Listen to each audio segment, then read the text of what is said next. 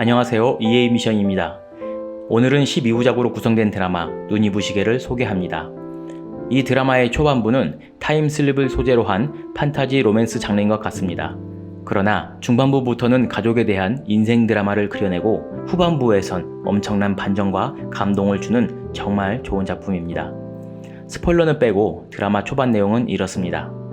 넉넉하진 않아도 아빠와 엄마, 오빠와 함께 평범하게 살아왔던 25살의 혜자. 그런데 혜자에게는 어릴 적 바닷가에서 주웠던 신비한 시계가 있었는데 그것으로 필요할 때마다 아무도 모르게 시간을 되돌릴 수 있었습니다.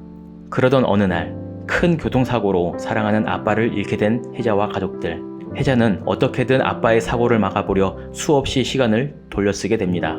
혜자의 힘겨운 도전 끝에 겨우 아빠를 지켜냈지만 다음날 혜자는 거울 앞에서 70대 할머니가 된 자신을 마주하게 됩니다. 한순간에 가장 아름다운 청춘의 때와 사랑하는 사람을 모두 잃어버린 혜자.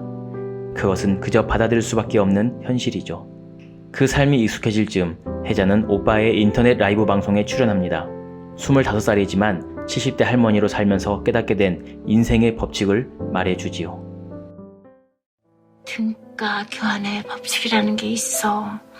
이 세상은 등가 교환의 법칙에 의해서 돌아가. 물건의 가치만큼 돈을 지불하고 물건을 사는 것처럼 우리가 뭔가 갖고 싶으면 그 가치만큼의 뭔가를 희생해야 된다 그거야.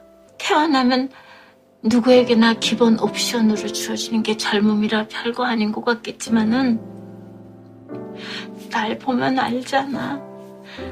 너희들이 가진 게 얼마나 대단한 건지, 당연한 것들이 얼마나 엄청난 건지.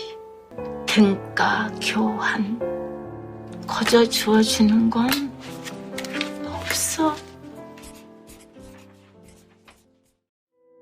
오늘 예수님을 만난 사람들 36번째는 못자국을 만진 도마입니다. 처음 제자들은 예수님이 부활했다는 사실을 받아들이지 못했습니다.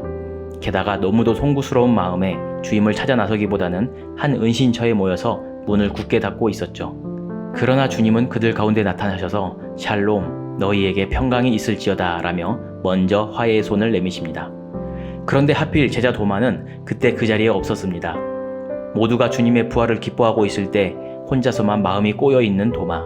사실 그는 누구보다 열정적으로 주님을 따르려 했습니다. 그러나 기대와 소망이 클수록 후회와 원망도 큰 것 같네요. 과연 예수님은 믿음과 의심으로 얽혀있는 그 도마의 마음을 어떻게 풀어주실까요? 우리 함께 요한복음 20장 24절에서 29절을 읽도록 하겠습니다. 12제자 중에 하나로서 디두마라 불리는 도마는 예수께서 오셨을 때에 함께이지 아니한지라. 다른 제자들이 그에게 이르되 우리가 주를 보았노라 하니 도마가 이르되 내가 그의 손에 못자국을 보며 내 손가락을 그 못자국에 넣으며 내 손을 그 옆구리에 넣어보지 않고는 믿지 아니하겠노라 하니라. 여드레를 지나서 제자들이 다시 집안에 있을 때 도마도 함께 있고 문들이 닫혔는데 예수께서 오사 가운데 서서 이르시되 너희에게 평강이 있을지어다 하시고 도마에게 이르시되 내 손가락을 이리 내밀어 내 손을 보고 내 손을 내밀어 내 옆구리에 넣어보라. 그리하여 믿음 없는 자가 되지 말고 믿는 자가 되라.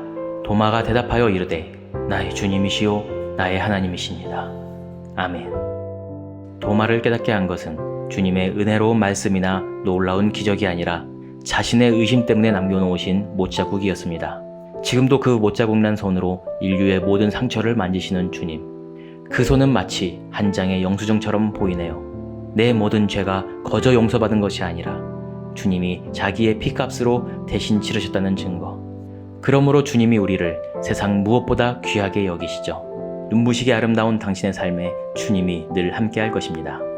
아멘.